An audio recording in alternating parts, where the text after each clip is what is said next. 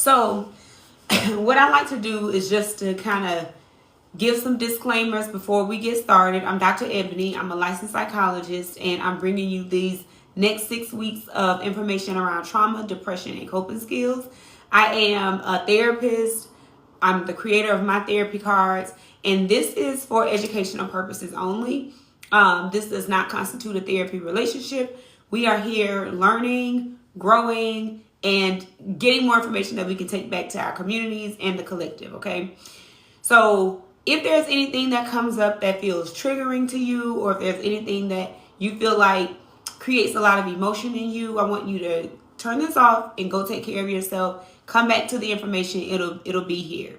But most importantly, I want you to understand that because we're talking about trauma, this stuff can be heavy, and so it may bring up some stuff. And so I want you to be encouraged to take care of yourself. Pause, come back as you need to. Okay. Hello, Maya. Thank you so much for coming. And thank y'all so much for the hearts and the badges and all that great stuff. I like to just kind of start, because we're going to be talking about trauma and stuff that comes up. I like us to just start with letting out a couple of deep breaths and orienting ourselves to the space. Okay. So I like to just put my hand on my chest and on my abdomen and take a couple of deep breaths in, and I invite you to do the same with me, okay?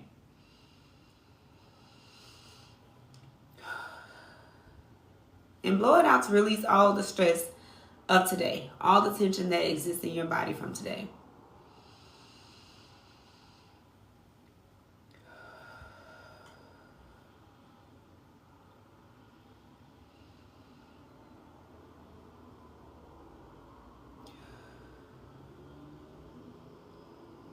And I like to just do this so that we're comfortable, we're here, we're oriented, we realize that we're in the present.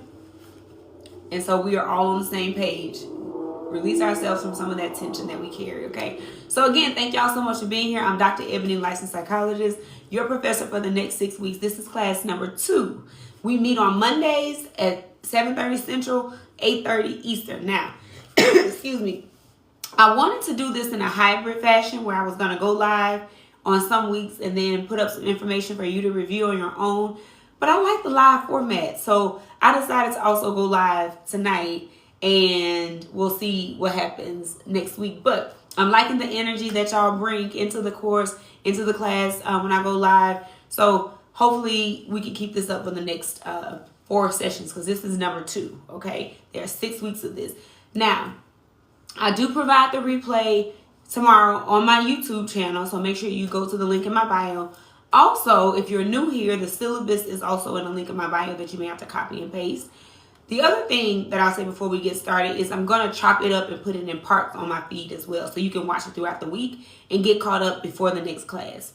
Okay? So, by show of hands, how many people did their homework from last week? How many people did the between session assignment, which was to share your personal goals and expectations from the course, share what you're learning, tag me in it, and reflect on the prompt, ways that you want to forgive your younger self or connections to your younger self? How many people was able to do that? It's okay if you were not, but make sure that you're not letting your homework pile up on you and that you're getting some of this stuff done, okay? That's my encouragement to you. So let's jump right in. So tonight we're going to be talking about childhood trauma and generational cycles. Okay, I did, but I didn't post it. As long as you did, Anita, this is for you. This is for you. Hey, Empress Nubian. I'm new and we'll get it done. Awesome. Make sure y'all are doing that. If you don't want to post it, just make sure that it's done. That's the most important thing. Tagging me and posting it is not. But if you feel so moved to share with your community, then do that. Okay, still working on it. I love it. I love it. It was a lot of information. When I chopped that video up, that was 9 parts. I said, oh my, that was a lot that we covered. Tonight is going to be a lot, but I'm hoping that we can move through it with some clarity, and I invite y'all to ask questions. You can ask questions while I'm talking about it, or you can ask questions at the end when I open it up. But the first thing that we're going to talk about is ACEs. So if you're in the mental health field, or if you've ever engaged with the mental health field, you probably have heard the acronym ACEs. ACEs is adverse childhood experiences. This is kind of like a culmination of the things that were potentially traumatic for you. So if you go into therapy or if you go into an intake session for some mental health services or what have you, they may have you fill out an ACEs form. They're gathering information related to the number of childhood potentially traumatic experiences that you've had, because that information is going to give them some insight into some things that may be showing up with you today. Remember, class 1, we talked about how our childhood experiences impact many of the things that we are experiencing as adults today. So when you take that information, you can understand the long-term impact that those childhood experiences have on you and still continue to and how they continue to influence you. So ACEs is adverse childhood experiences, ACE. These are potentially traumatic experiences like abuse, neglect, household dysfunction.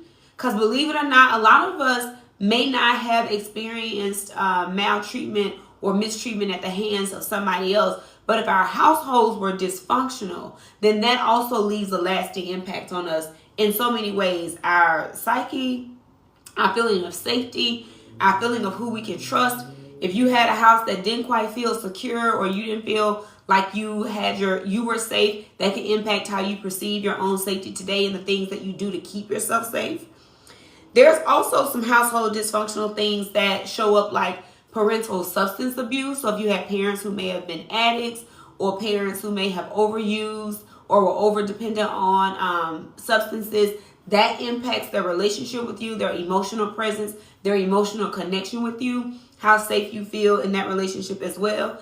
Mental illness or unresolved mental illness, or things that people aren't actually working on, can also impact children when they are growing up, especially if children are made to feel responsible for their parents' emotions, or they're made to feel as if the parent is responding or reacting to them in a particular type of way, and made to feel like it's their fault or there's a lot of blame.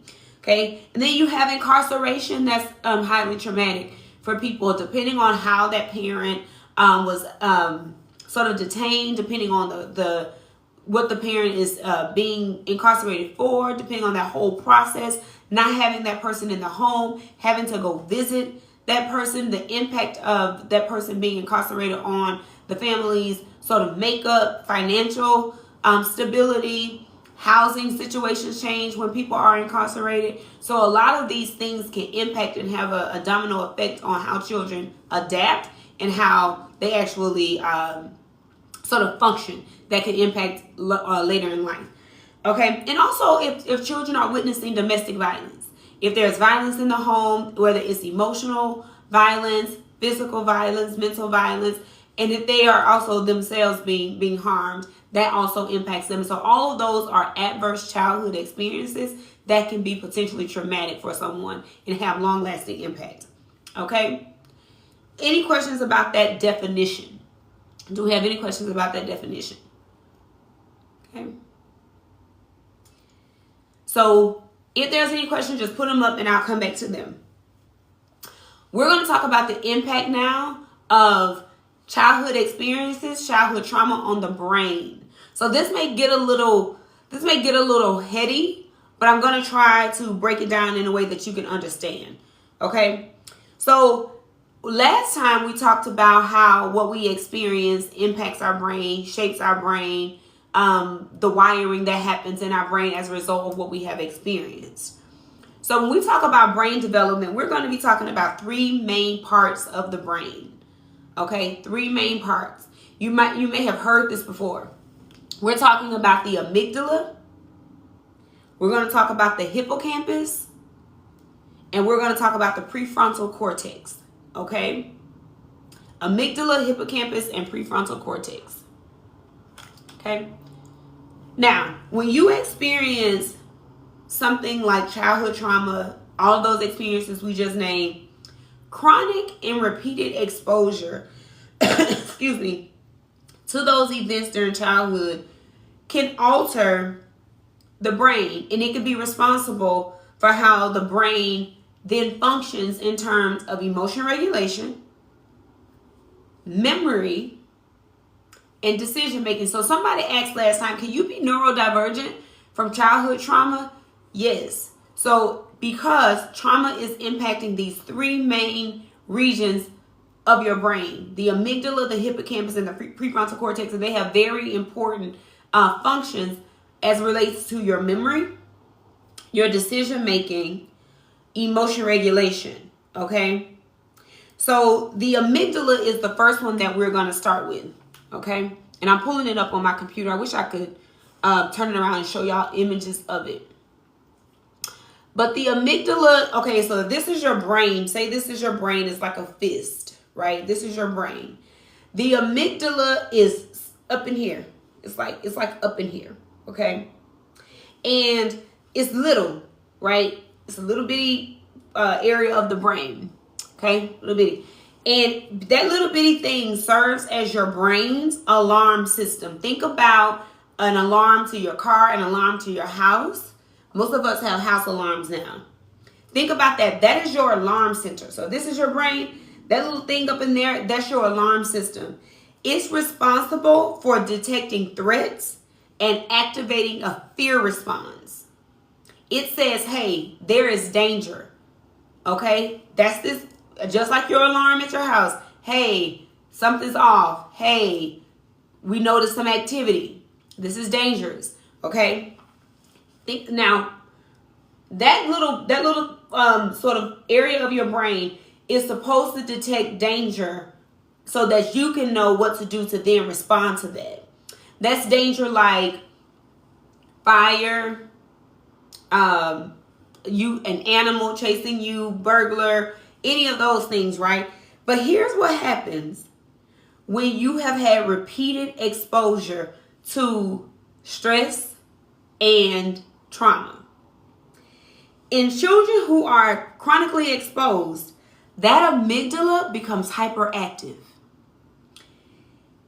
It increases fear and anxiety, overreaction to stress, and adults who have an overactive amygdala have an increased risk for PTSD, panic disorder, and emotion regulation issues when they are adults. So let's go back. Amygdala, each side of the brain, yes. So, okay. So when you think about it, it's really just supposed to alert you to protect yourself. But if you've constantly been exposed to trauma, think about your house alarm continue to just go off. You know how you can be at home, you're like, why is my phone going off? Because most of us get notifications on our phone. Think about your amygdala like that. It's going off even if it notices some wind. Even if the leaves are moving, it's going off. Think about your amygdala in that way. The leaves aren't dangerous. The wind is not dangerous. But your amygdala is getting all of these signals because of its repeated exposure to stimuli that has been threatening. It's there's over repetition or over sort of exposure to trauma or the thing that is fearful. So now, even the smallest amount of action creates a response. And your amygdala sends your response that, hey, this is fearful. So now its job has been to protect you. Is now going to go above and beyond to do its job. So part of therapy is to help us re-regulate that amygdala. Re-regulate how we actually process and perceive things that are a threat and things that are dangerous. Because an overexposure leads us to believe that even the smallest of things are threats. Okay? So that's the amygdala. Okay? The hippocampus is the next region of the brain. Okay? The hippocampus is in that same region, but it's more like a little squiggly shape. So if you are by a computer or by a phone, look on Google hippocampus and you'll see it's in the same region, but it's like a small little C that doesn't close all the way. The hippocampus plays a role in our learning, our memory, and our ability to distinguish past and present threat. So a person who, especially a child who has repeated exposure to trauma, has issues or can have issues with memory recall and learning. Okay? So if that's the thing that is impacted by repeated childhood exposure or repeated trauma, think about how that shows up in children. The hippocampus is responsible for memory, learning.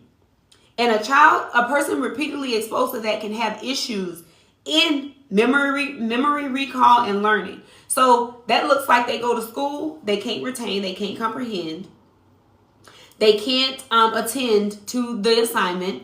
So a lot of these kids are told that they have ADHD, and some of them might have ADHD, but sometimes the evaluators may not to say that they aren't, they may not be looking at what is going on in their child's life, and they may not have done an ACEs to gather all of the childhood experiences that could potentially be impacting this child. But a lot of us don't get this extensive information around how the brain works and what parts of the brain are impacted. So it's easy to say, oh, this person can't attend, that's ADHD, or this person can't recall information, or they can't comprehend, that's ADHD, without understanding that, oh, these are the parts of the brain that are impacted. This could potentially be this. Let me check for that and rule that out as a potential factor leading to this person's ability to recall information or learn. Because the hippocampus is also impacted, it has a really hard time saying, is that threat happening now, or did that happen in the past?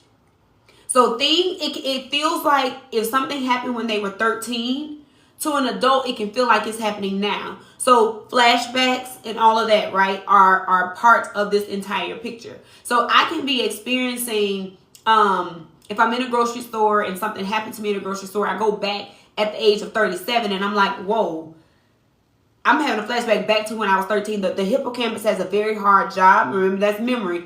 Differentiating between, did that happen? Is it happening now? So think about, I saw this a lot with veterans when I was working at the VA. Around the 4th of July, where there's fireworks, or New Year's where there's fireworks, they would literally take cover because they couldn't recall whether what they was experiencing was present or if it reminded them of when they were in combat. So they would take cover as if they literally are. Okay, so that's the hippocampus. That's how we're going to remember that. The hippocampus that has a person who has been overly exposed to trauma, they have an increased, again, vulnerability for flashbacks and intrusive thoughts. So intrusive thoughts, those are memories about what happened that seem like they come out of the blue. Nothing triggered them. Nothing happened. They just remember them. Those are intrusive thoughts. So they just kind of have these thoughts that seem to flood them. Okay.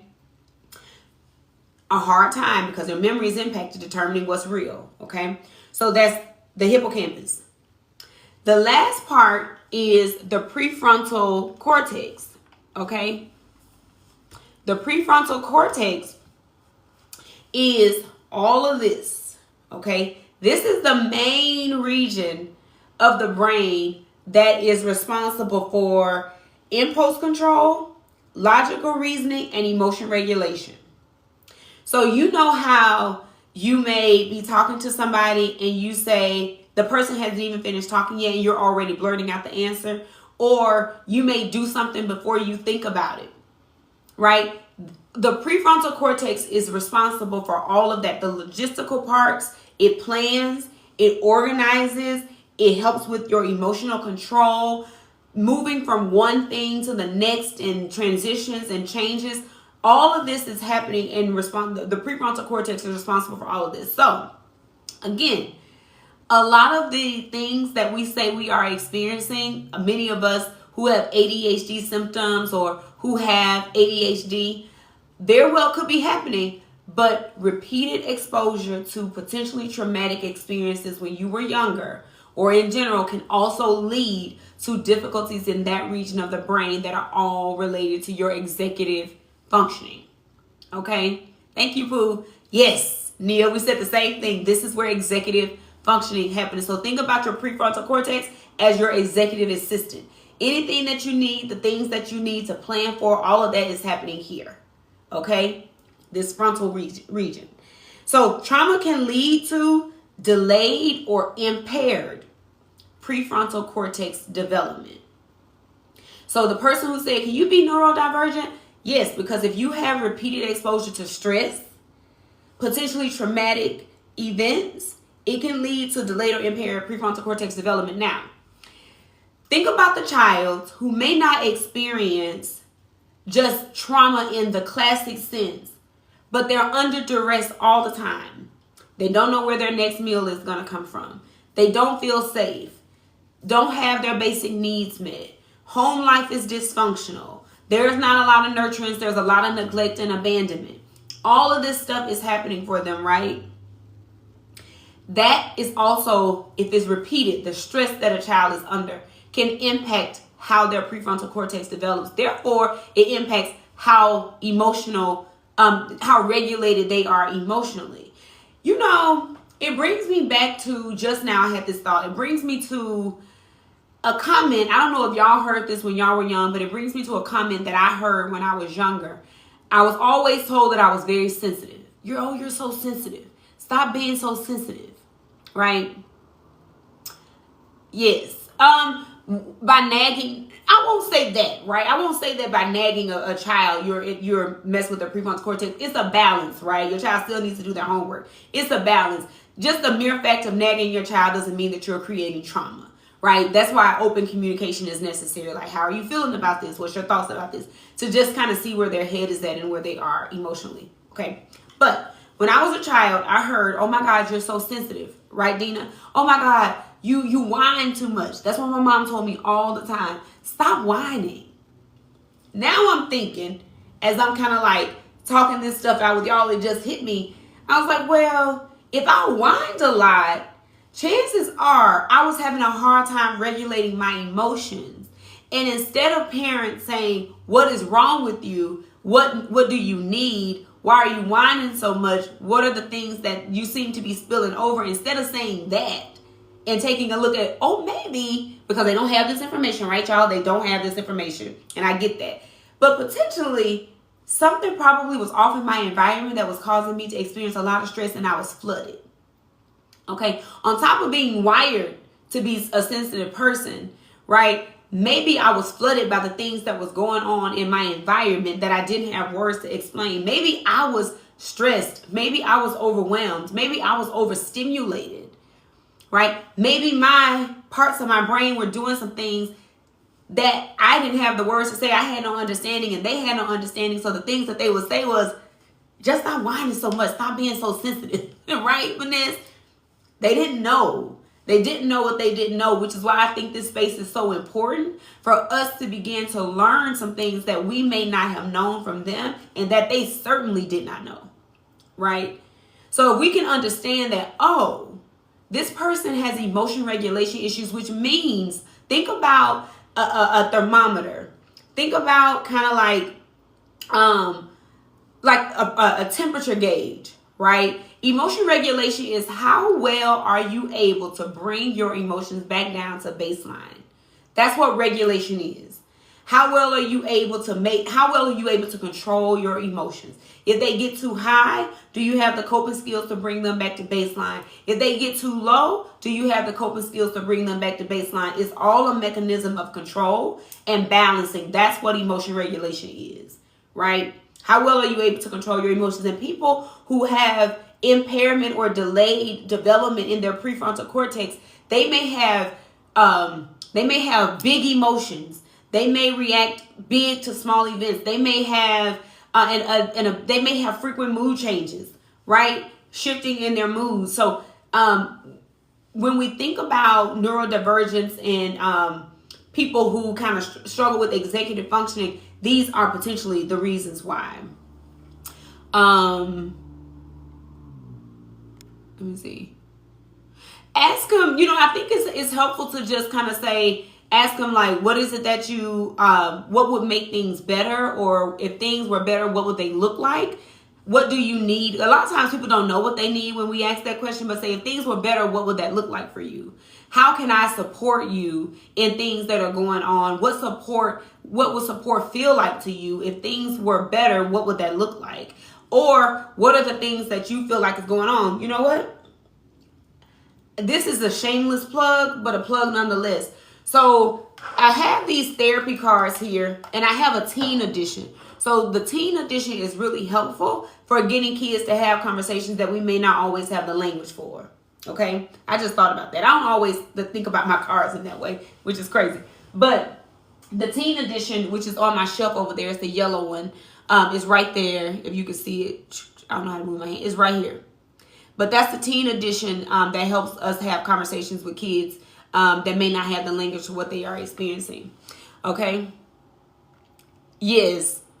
You self-talk, stimming, self-soothing ourselves. Those are all emotion regulation tactics. Okay.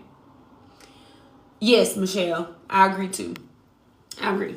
So when we have a delayed or underdeveloped prefrontal cortex, we also deal with issues with decision making and problem solving. One of my issues, I'm a hugely indecisive person, or at least I used to be. I think I'm a little bit better.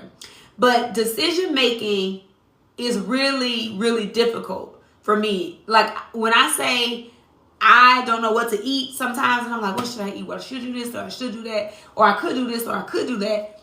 That's the prefrontal cortex at play, right? I'll give it to you. And it's also in my bio. Decision making and problem solving, so much so that it just paralyzes me sometimes. And I'm just like stuck, right? So if you've ever been a person who's like, I'm struggling with decision making, it's your prefrontal cortex at play. But don't just stop there. Think about what are all the things that I have experienced in my life that could be adding to or impacting the way that my brain is functioning right now. Now, there are things that we can do to actually cope with that. But initially ask yourself, if I notice from what she's saying, I have memory issues, I have decision-making issues, I have emotion regulation issues, it may be time to think about what trauma do I have or stress that I am carrying that is impacting my brain in this way, or what has that done to my brain. People who have been chronically exposed to stress and experience prefrontal cortex issues are at an increased risk for risk-taking behaviors. Remember, because impulse control is also regulated by this part of the brain. So people who may look like they are adrenaline junkies, they are increased risk for self-harm. Those kinds of things are all impacted by this region. Substance use and difficulty with executive functioning that we've already talked about. Yes, decision-making. And sometimes our decision-making is off because we also have decision fatigue. Many of us are the decision makers in our lives. We make all the all the rules, all the decisions. We're always kind of like dictating where things go. So some of us are also just tired of always having to make the decision and call that decision fatigue and want to punt that to somebody else or have somebody else make the decisions for us. Okay. So we talked about so far, those of you welcome. We talked about ACEs, what that means, the impact on the brain. And now we're going to go to health and behavior outcomes from when you've experienced things when you were young, trauma specifically. Oh, thank you. I'm glad because I was really trying to take my time. I was like, okay, because you could be exposed, Nia, to this information and it can make sense in your brain, but being able to articulate it is not always easy. So I appreciate that. So if you are a child who have had consistent stress exposure, consistent trauma, complex compounded trauma, adverse childhood experiences are linked to health and behavioral outcomes. So we talked about this a little bit last week, but heart disease, chronic stress leads to heart disease, hormonal imbalance, fatty liver. A lot of us think that fatty livers just come from drinking, but because our hormones are metabolized, broken down by our liver, and if we're stressed and our stress hormones are doing a thing in our bodies and overproducing hormones, then our liver is having to work overtime. That then leads to us having fatty liver and us kind of not being able to break down different things that we eat in a way that's going to be healthy and helpful for us. So all of this stuff ends up impacting each other. So this is why, as I talk about it, I'm like, this is why it frustrates me so much when people think mental health issues are not real, and that trauma really does not have a lasting impact, and that something happened to you and you should just get over it. It really literally impacts all of the cells in your body to the point where they end up not functioning well. So it's deeper and bigger than just, as time has passed and you need to just be over it. It's way bigger than that, because now when one part of your system is off, it impacts the other part of your system. Think about your body as a machine. If there's a screw missing over here, or if there's something, a belt that's off over here, it's going to impact the entire functioning of the machine. And it may run, but it's not running at its optimal. And it may run, but you're putting more stress on that machine because things are out of whack, right? So things like therapy, going to the doctor, taking medication if you need to, meditating, managing stress helps that machine kind of get back into alignment. So that's why we say in the mental health world, sometimes you just need a tune up. Sometimes you need to go in and get some things kind of tweaked and replaced, and then you're good and you're on your way. But these things do have lasting impacts, and they are related to a number of things that we experience. Diabetes, okay, the way we break down processed sugars and foods that we eat, autoimmune issues or autoimmune disorders. So you think about your nervous system, think about all your organs functioning together. The amount of stress that we put on it lead to some of these things not functioning well or leading to breakdown in some of our systems. There's mental health challenges, of course, like depression, PTSD, anxiety. And there are also long-term behavioral struggles like substance use, relationship difficulties, and difficulties regulating your emotions. So one of the questions that I love to ask my clients when they come to therapy is that they tell me that they keep having argument after argument after argument with their people in their lives, their loved ones, particularly their partners. You know the question that I love to ask? Which version of you is showing up to that argument? Which version of them are you arguing with? Many times we're arguing with our 13-year-old selves. We're showing up to the argument as our 17-year-old selves. We're arguing with their 5-year-old selves. So if we're talking about the impact of trauma and long-term effects, and it can impact how we show up in relationships. It impacts the behaviors that we do. It impacts our ability to manage and control our behavior so much so that, we are acting impulsively. If those things impact us, we're bringing all of that stuff into our dynamics, our friendships, our work relationships, our relationships, romantic relationships. I think in pictures, and my mind kind of like thinks in examples. So one of the examples that just came to mind, you know how you go to the DMV? Shout out to the DMV folks. This is not all of y'all, but sometimes y'all be struggling a little bit to kind of like feel happy or feel content or, to be happy and joyful at work. I get it. It's hard. So we experience this with DMV workers, but also some TSA people. Shout out to y'all. Thank y'all for keeping us safe. But still, people in that job are repeatedly exposed to stress. They're chronically fatigued. They have a lot going on. So sometimes when they are outwardly kind of engaging with us, we're seeing the impact of that stress that has built up in their lives. Because not only are they experiencing this stuff at work, they may have a whole heap of stuff in their background that is impacting how they show up too. So y'all ever heard that saying, be kind to people because you never know what people are dealing with? That's true. Because you never know what somebody is dealing with that has came from when they were 7 years old.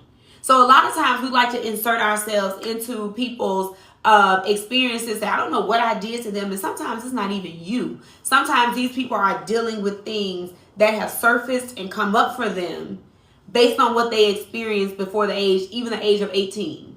Okay? So sometimes some of us, we are acting out towards people around things that have nothing to do with them, but things that have surfaced for us, and they're just convenient for us to take things out on. And so that's not fair either. So we have to ask ourselves, what version of me is showing up? What was that 17-year-old girl going through? What was she experiencing at 13? What was happening for her? Why is that who came to the conversation? Why is that who joined the argument? Okay. Can a traumatic experience throw off your amygdala as an adult? I think it can definitely impact it for sure. Yes. So think about because this is your alarm system part of your brain. So think about repeated exposure. Think about what we're experiencing now. Okay, perfect example. I know things have been happening in our lives for quite some time, but somewhere around that year 2020, it just seems like every year and month after that, things have been just kind of hitting us back to back, back to back, back to back. So we are now in year 5 of us continuously like being exposed to stuff. It's almost like being flooded. It's like somebody will not turn off the hydrants. It just keep throwing water at us. It just keeps like drenching us with water. And every time we clear our face, here's some more, right? Like just won't stop, right? So now, because we're experiencing so much, you can become jumpy. You can become stressed. You can become hypervigilant. You can become undone emotionally because you're not catching a break and you're not getting a chance to really catch your breath or get yourself back down to baseline. So your amygdala, your alarm system is just going off, going off, going off, going off, going off, because it's trying. The job is to keep you safe. So it's like, you know what? We've been experiencing this for quite some time now. We know what to expect. So we're going to get on top of our job and we're going to get 2 steps ahead of this thing. So every little thing that we think is a problem, we're going to alert you like it's a problem. Even if it's not a problem, we're going to alert you anyway. So now somebody says something to you under the comment section on one of those gossip accounts on Instagram. Now you're ready to flip over a table and go off because now you think they are a threat and you think they're coming for you because they said something that triggered you. But really what's going on is that there's a lot of stuff coming up for you that is coming to surface, and your amygdala is saying, listen, this is a threat, when honestly you don't know these people. Okay. And so you have to tell yourself, calm down, everybody just relax. I'm triggered, I need to go take care of myself. And this is why therapists many times will tell you, take a break. Stop over-consuming information, because we are also repeatedly exposed to trauma when we open these phones, because we keep seeing things. We keep seeing things. We keep seeing bodies hurt. We keep seeing people look like us hurt. So that's why we tell you limit what you're exposing yourself to, because you are impacting those areas of your brain. And so if we think about the risk just doesn't stop because you turn 18. It continues. So you are still at a continued risk for PTSD, substance use, depression, heart disease, diabetes. You are still at an increased risk. So there's a lot of things that we continue to say do it. And when people say rest, they're not telling you to rest and take care of yourself just to do it. They're telling you because these things are still risk factors. Y'all ever met somebody? Thank you, Queen S. Yes, I recorded and then upload it. So I will have this. So y'all get to see the replay. It'll be on my YouTube channel. So that's why y'all ever saw somebody who was like, my mom used to say this all the time when I was young. She used to say, oh, that person, I remember them from school. And then somewhere later in life, they just became like addicted to substances or overusing substances. That's because sometimes these people are trying to cope with the overexposure of trauma, the things that they are experiencing, and they gravitate towards what is available to them. But also, remember, we said the prefrontal cortex, the hippocampus, those things, when they are overreactive or they are chronically impacted, lead to risk-taking behaviors. So they may not even believe, they may have short-sighted, they may not have the insight, or they may not be able to think things through to the point they're like, oh, I'm gonna try this, I'm gonna be fine. So they try it and then they become addicted. All these things kind of end up playing together, right?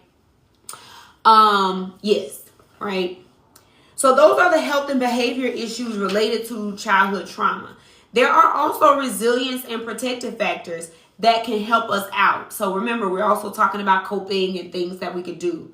Supportive relationships, healthy relationships, relationships that allow you to be vulnerable, relationships that allow you to regain trust in yourself, be able to trust other people. Therapy, community interventions can also help mitigate the impact. So somebody in here said, am I impacting my child by nagging them? Remember, things need balance. So if there's repeated exposure, you can also offset some of this stuff by the coping skills you have access to, right? Many of us are still able to be here and functioning because we are still engaging in things that bring us joy. We're still kind of hanging out with friends. We're leaning on our faith. We're praying. We're meditating. We're journaling. We're exercising, moving our bodies if we can. We're talking it out in therapy. Some of us are taking medication, right? So we're able to balance out a lot of the things that we experience and mitigate some of that impact because we have all these other things in our toolbox that helps us to be resilient, right? Helps us to be able to bounce back, even if it's bouncing back for a short while, right? Community interventions, going to church, going to yoga retreats, going to sound baths, going to floating meditations. These things all help you to recenter yourself and gain control over the parts of yourself and your mind that feel out of control. You ever heard somebody say, I feel like I'm losing my mind. I have to go take a nap, or I have to get away from this, whatever's stimulating me, because I feel like I'm about to lose my mind. All of that stuff, when you remove yourself from the thing that is activating you or stimulating you, yes, it does help you to get to a place where you're able to get yourself back down to baseline and help reverse or mitigate some of that impact on your brain structures. Okay? All right. So that was number one, understanding childhood experiences and their impact. Yes, coloring, right? Perfect example. Now, we talked about all of that. The other part of trauma and childhood trauma, another factor that impacts that is our attachment to the people who took care of us. So think attachment styles. Think caregivers, parents, the adults in our lives. The role of those attachment systems or those experiences also sort of mitigate how trauma is processed, how trauma is experienced, how trauma is resolved, right? So attachment theory basically says that the quality of the relationships with the people who took care of you is going to influence how you learn trust, how you regulate your emotions, and how you form adult relationships in adulthood. So back to my person who asked the question about nagging their 15-year-old. A 15-year-old will get irritated at you. They may not like you, and they may still be well adjusted if that attachment is secure. If they feel loved, if they feel like they can trust you, if they feel safe with you, that can help mitigate what they are experiencing in terms of whether or not that's going to be something that sticks with them or feels traumatic. All of this stuff kind of goes together, right? Again, attachment theory is the quality of the relationships of the people who took care of you.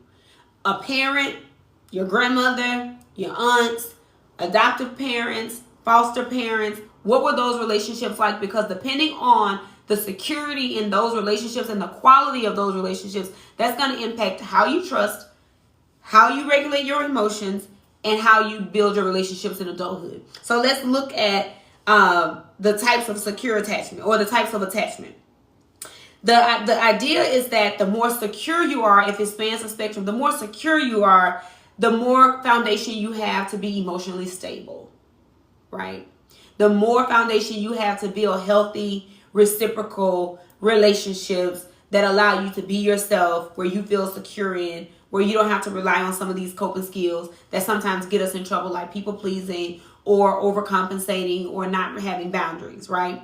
But the more insecure your attachment is, the more that can lead to you having a hard time trusting others, yourself, and having issues around self-worth, right? So secure, more emotionally stable. Insecure, more issues with trust, your self-worth, and your ability to trust yourself, okay? So now we'll go into the different types of attachment. So secure attachment typically leads to healthy emotion regulation and positive relationships. Then there's avoidant attachment. Avoidant attachment happens when your caregivers are emotionally unavailable, and they may, even if they're physically present, if they're not emotionally present or shut you down emotionally, or we don't talk about emotions in this house, or just are cold with you or stonewall you, that can leave you being avoidant in your attachment style.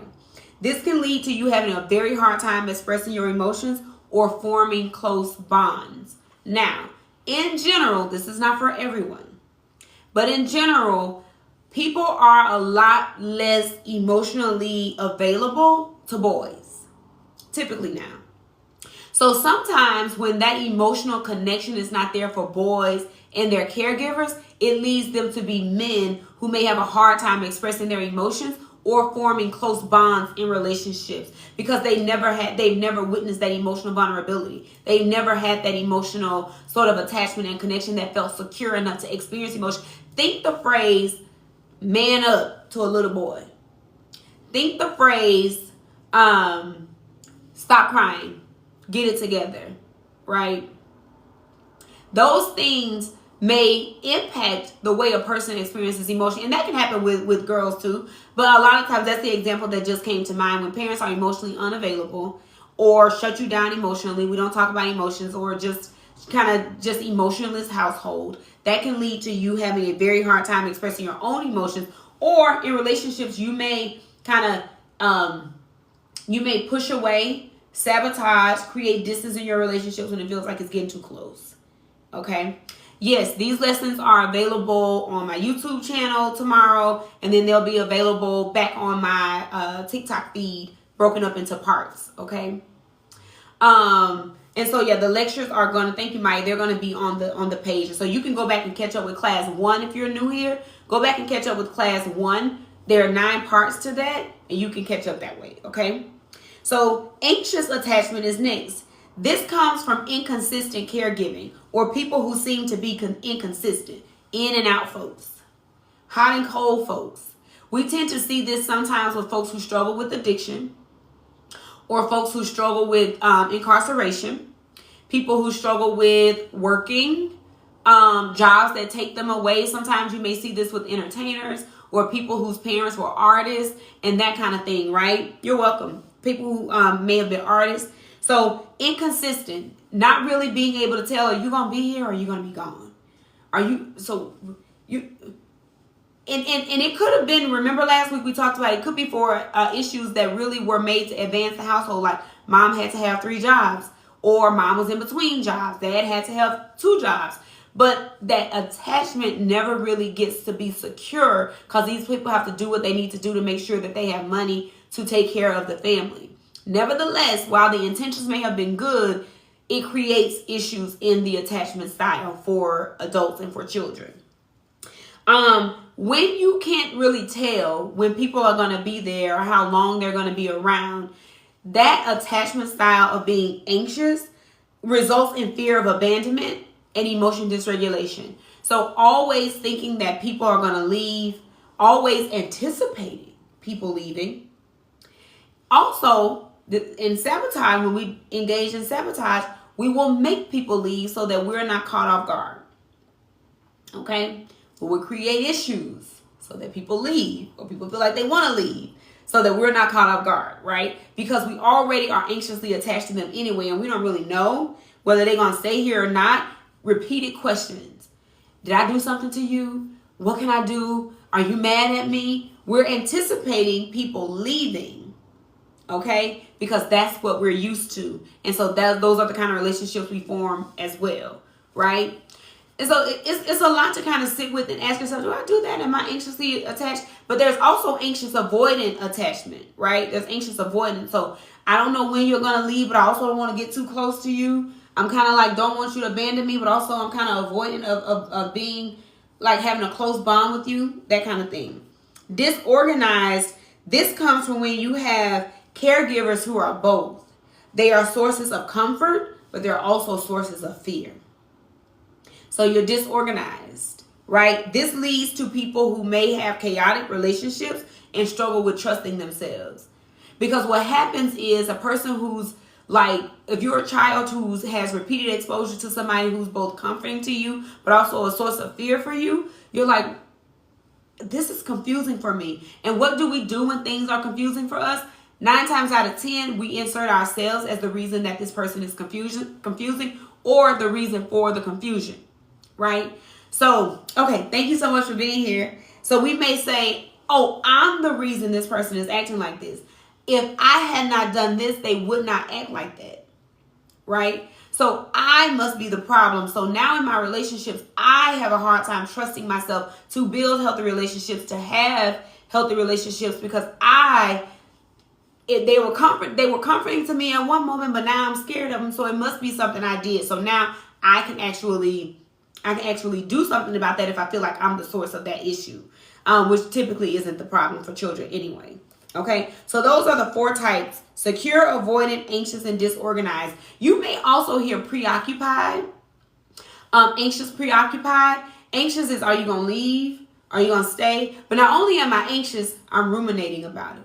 I'm constantly preoccupied with the idea that people are going to leave me. People are going to abandon me. Constantly on my brain. It's something that takes up a lot of space if you are an anxious, preoccupied person. So if I'm anxious, preoccupied, and I always think people are going to leave me, what are the things that I'm going to do to make sure they don't? I'm going to become a people pleaser. I'm going to change who I am depending on what they like. Okay? I'm going to try to be everything that they need. I'm going to forego my own boundaries to make sure they're okay and comfortable. Right? Because I think, like, I'm always thinking you're going to leave, so I'm always going to try to plan on how you can't leave, right? So these are the things that we still carry with us as adults. So if you're a person who's experiencing attachment issues and you can see yourself in any of these examples, these things can be undone the healthier you become. The healthier you start to become in yourself and resolve some of the childhood traumas or the things you've experienced, the more you can move towards secure attachment and be able to create secure attachment with your children, with your loved ones, and have healthy relationships. So this is not like this is a sentence that you're going to be stuck with for the rest of your life. That's not true. You can undo these things and move towards healthy attachment for sure, right? Losing ourselves, trying to prevent it, feeling like I impacted my parents' feelings. And when you don't have answers, the answer that the brain has access to is always me. Duh. And that gives you a false sense of control, because if I know that it's me, guess what I can do in the future? I can make it not happen. So if I know that the problem is me, I know I can be the solution. Duh. And that makes me feel in control. And it really is a false sense of control because it's not true, right? Yes, I'm so glad. So those are the types of attachment, and then intergenerational impact of having issues that have not, or having attachment issues. So when we have parents who have their own unresolved trauma or their own insecure patterns, they unintentionally pass that down to us. Perfect example.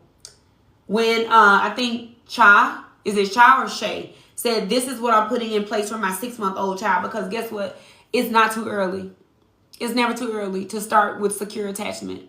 Okay? Okay, it's never. But when we have unresolved trauma, when we have insecure attachment styles, we pass that stuff on. How could you not? What else are you going to teach? You can't teach somebody how to be in a healthy relationship if you've never been in a healthy relationship. You can't teach somebody how to regulate their emotions if you don't know how to regulate your emotions. So many of us come from families or parents or caregivers who struggled to feel validated, who struggled to feel affirmed, who didn't have the resources to work through their trauma, who may have been in denial about their trauma. So they taught us out of what they knew.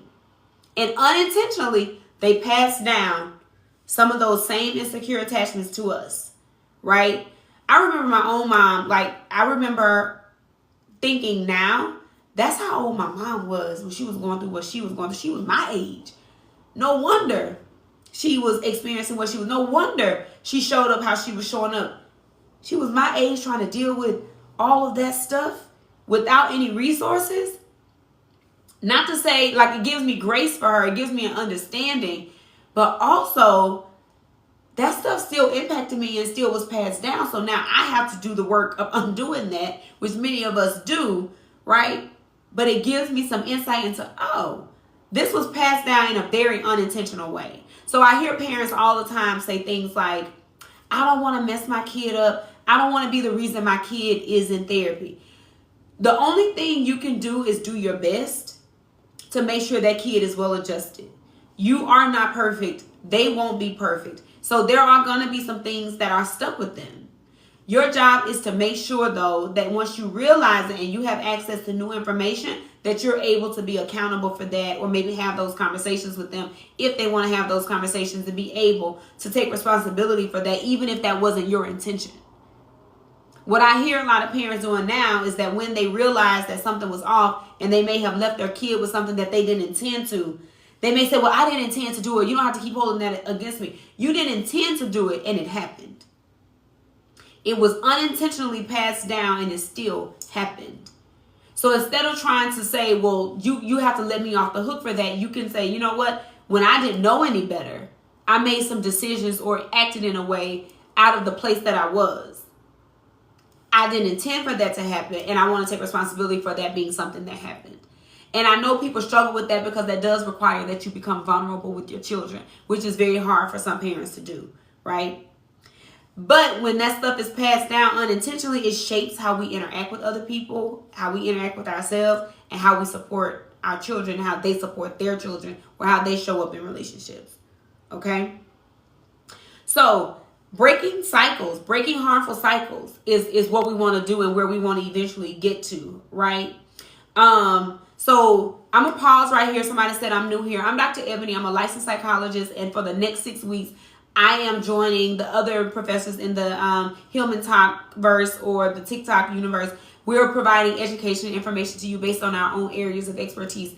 I'm choosing to talk about trauma, depression, and coping skills. Last week was an intro to all three of those parts. This week we're starting with trauma. Next week we're going to talk about depression and so forth, okay? But this week, today, we're talking about trauma. And so we're talking about childhood trauma, how that impacts how you show up as an adult. This is class 2. We meet on Mondays at 8:30 Eastern, 7:30 Central. So trauma is passed down through learned behaviors, family dynamics, and epigenetic changes. Remember, epigenetics has to do with your DNA. Things that are biologically present for you in your bodies, in your cellular makeup. Trauma is passed down through all of that. Right? So when we tell people just get over it, or you should be over that by now, we're not realizing that we're not taking into account that people carry trauma in their DNA. So it's not something you could just get over, right? It's not something that you could just wish away. This stuff is there. And it can manifest as emotion suppression. So people not having emotions or feeling like, oh, I'm not a crier. I'm not a person who shows emotion. I don't really believe in emotions. And a person who just learned to kind of like become numb, basically. That can lead to unhealthy coping mechanisms and get in the way of how we form relationships, right? That's what we mean by generational trauma. It's passed down, whether it was unintentional or not, okay? There are other societal and cultural factors that also impact how we show up. Systemic oppression, okay? Food deserts. Lack of access to resources, lack of access to education, racial trauma, and historical events like slavery, segregation, forced migration. All of these things can contribute to our collective trauma that we continue to experience even today. And it impacts families across generations. Think about, I wanted to end, so okay, perfect. Okay, I had to make sure we didn't end in 5 minutes. Okay. Think about the things that a lot of people are still experiencing as a result of what their grandparents had to endure, right? If people are continuing to live in food deserts and that kind of thing, these are systemic issues that some families just have not ever been able to dig themselves out of, or they continuously feel oppressed or are oppressed by things in their society or in our culture, right?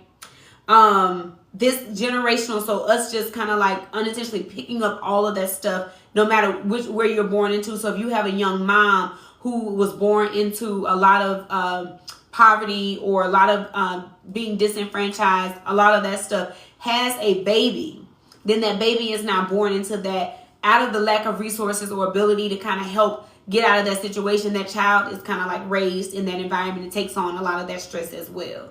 Right? Social determinants of health. Absolutely. Right? Signs of generational trauma. Patterns of emotional neglect. So if you see, I see this a lot. My mom was like this. And so now that's just how I was raised. So now I'm doing that to my child, right? Repeating cycles of abuse. Well, that happened to me. We have a real bad habit of saying, that happened to me and we turned out fine. Did we really? Are we really fine? That level of denial and that level of thinking that we're fine is one of the main reasons that we continue to pass this stuff down to people coming after us, right? We're really anxious people. We're people pleasers. We don't have boundaries. We're upset, chronically, mad, angry. We can't sleep, right? We have all these health issues, but we like, I turned out fine. Did we? Right? Did we? I'm fine. These kids are too soft, and not holding them or not punishing them in the ways that we did, that makes them soft. Maybe it makes them more well adjusted. I don't know. I'm just saying. Financial instability or unhealthy relationship dynamics can indicate that trauma is being passed down, especially financial instability, right? Which largely is impacted by a lot of systemic issues as well, right? Never feeling like you can get a leg up, always struggling, never feeling like you can quite get to a place where you're able to breathe, feeling like you're drowning all the time, right? Just like some people are born into wealth, a lot of people are born into poverty and can never get out of that. That's generational trauma, right? Okay. Yes, it takes a lot of work to try to let the trauma in with you. And many of us, rightfully so, are really taking a stance and saying, this ends here. This ends with me, right? But to have something end with you, it's a heavy lift. It's a very heavy lift, right? And sometimes it's a deserted island, and you're doing that in isolation, right? Because you're having to come to terms with some truths that everybody around you may not be ready to come to terms with. You're having to tell the truth about some things, peel back the layers of some things that a lot of people don't want to see and face. So sometimes it's a very lonely journey, but it's one of the most rewarding journeys, okay?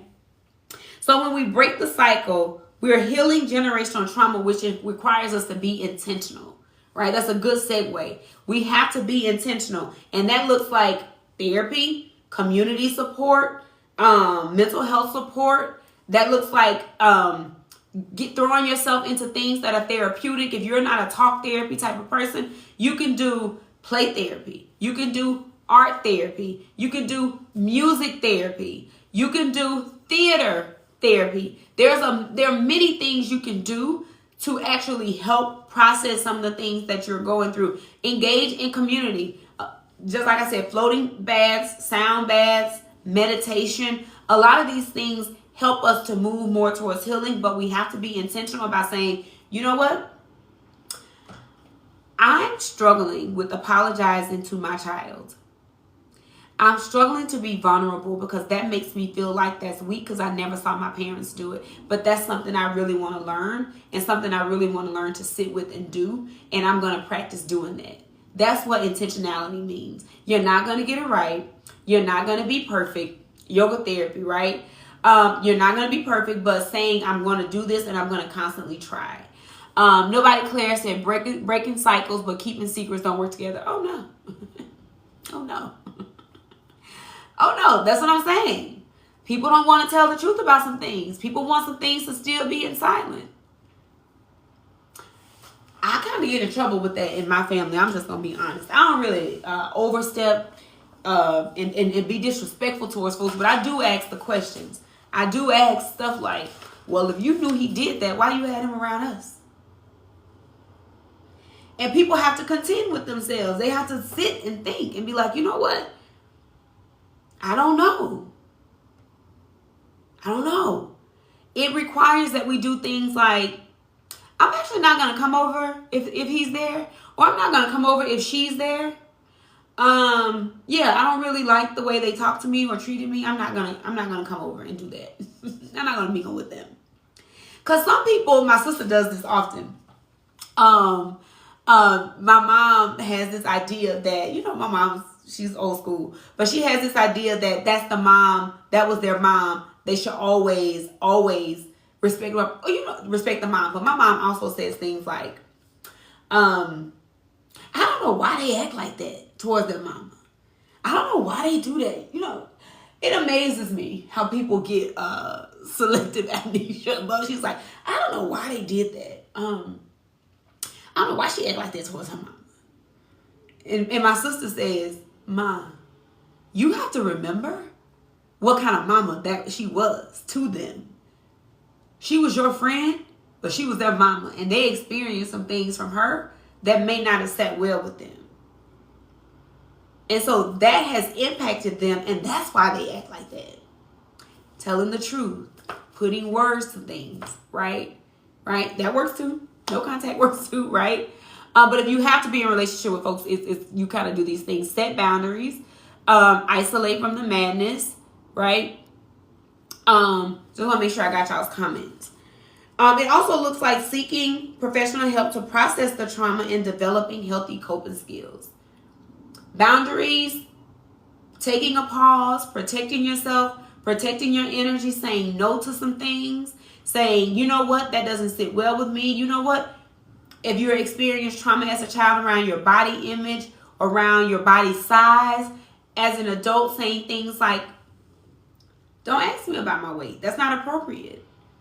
You know, because there's things that we carry with us that were verbally hurtful to us, verbally traumatic to us, that nobody ever had to touch our bodies to do, but it maybe was verbally traumatic, right? When you gonna lose weight, when you gonna stop eating, or why you look like that, or all these things, right?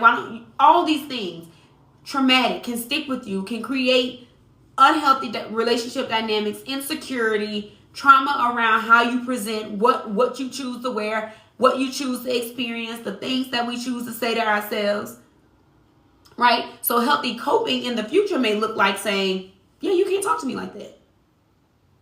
That's a whole other thing, right? That's a whole other thing, right? Why you don't come around anymore? Because I don't like the way they talk to me. This is what it looks like, right? To kind of have healthy relationship dynamics. You also heal by self-awareness and education, recognizing harmful patterns and their roots, calling attention to it, being honest about it, right? That was harmful. I was okay until I learned that was actually harmful. A lot of people come from households where they were like, I didn't know that wasn't normal. I didn't know that my friends didn't do that kind of thing, right? Right? So Naya, you said things to do in a current situation. Give me more context. Are you asking for things to do so I can understand that better? Healing and being intentional about your healing looks like intentional parenting, building relationships, being willing to also be human and teachable from your children too. Also being willing to be vulnerable and teachable from your friends, right? This is something I struggle with too, like not being vulnerable, but also letting people kind of know that you don't have it always together. Like you got some issues too, right? And being willing to sit in that, right? It can be very hard. It can be very difficult. Having open communication, prioritizing emotional validation. Instead of saying things like, suck it up, asking a kid how they feel. Instead of telling your friends, even as adults, girl, you shouldn't be worried about that. Asking them, well, how does that make you feel? Or what do you need? Or kind of what are you going through? You can vent to us, that kind of thing. Secure attachment and caregiving, making sure you are available, making sure you are resolving your stuff. One of the closest and one of the quickest, most reliable ways to move towards secure attachment in your own raising of children or building of relationships is to make sure you're doing your work to resolve the things of your past. A lot of times we want to focus on what other people need to heal, and there's some things that we need to heal, right? So community and cultural healing, engaging in collective healing practices, like we talked about, faith-based practices, spiritual work, yoga retreats, all the things, going to sisterhood retreats, right? Real sisterhood retreats. Not mean girl retreats, but real sisterhood retreats that allow you to pour into each other and have other people pour into you. Building supportive networks. All these things reinforce to you that you can take care of yourself and that you can trust yourself, okay? Now, that's the information for tonight. That's generational trauma and its impact on us. Childhood trauma and its impact on us as adults, okay? I'm going to post this tomorrow in parts, and it'll be on my YouTube page. Now, just like last week, we do have some homework assignments, right? Our homework assignment, you can do two things. You can either write a letter to your younger self if you have not already done that, or you can use my therapy cards, which is one of the resources for this class. You can go to mytherapycards.shop and get the cards, mytherapycards.shop. But there is a question in here that I want to show y'all. As we're talking about our younger selves, taking care of our younger selves, healing some of that trauma, knowing that it impacts how we show up, there's a lot of judgments that many of us carry about our younger selves that are completely unfair. There are things that we say to ourselves and things we make ourselves responsible for that are completely unfair and not ours. There are things that we are holding on to that somebody else did that we're making ours. And that may look like, oh, if I had not done this, then this wouldn't have happened, when that had nothing to do with you. And it was all them, right? Or if I would have just called them, then that would have happened. Or if I would have just made myself available, that wouldn't have happened. So there's a lot of things that we continue to judge ourselves for. I talked about this last week with a client, talking about shame around earlier experiences when you didn't know any better, right? Still blaming yourself and shaming yourself for those experiences. So given that we're talking about childhood stuff, and given that this is the effort of us being able to resolve some stuff, reflect, and just kind of get some insight, put words to things that we're doing. This question says, what negative judgments do you have about yourself? I want you to adapt this question to what judgments are you holding against your younger self. That's your between work assignment. I want you to journal about it or write a letter to your younger self communicating those judgments and how you want to begin to work through those judgments that you're holding towards your younger self.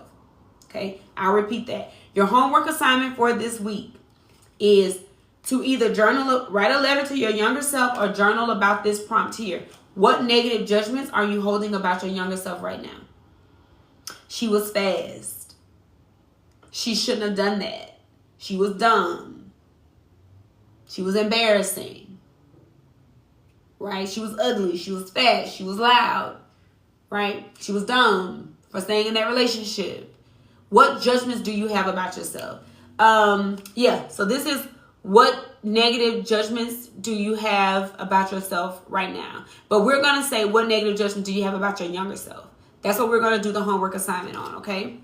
If you want more prompts like that, you can go to mytherapycards.shop, and you have the women's deck, the men's deck, the relationship deck, and the teen deck. The teen deck is that one right there on my shelf, okay?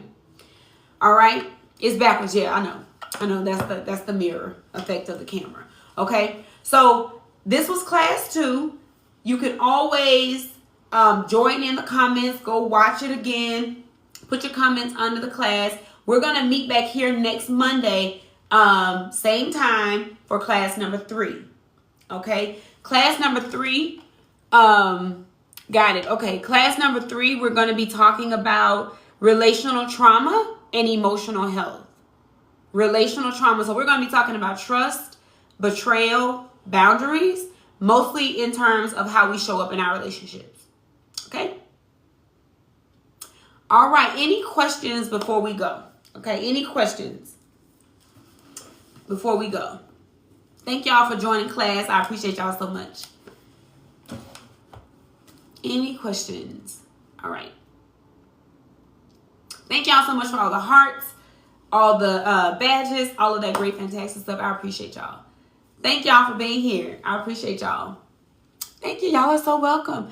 So next week we meet on the 17th. We are going to have a break on the 24th, and then we'll pick up on March 4th. But for now, join me back here next week, Monday, 7:30 Central, 8:30 Eastern, to talk about relational trauma and our emotional health, particularly depression, anxiety, and all that great stuff. Okay? Thank y'all so much. I'll talk to y'all next week. Bye, y'all.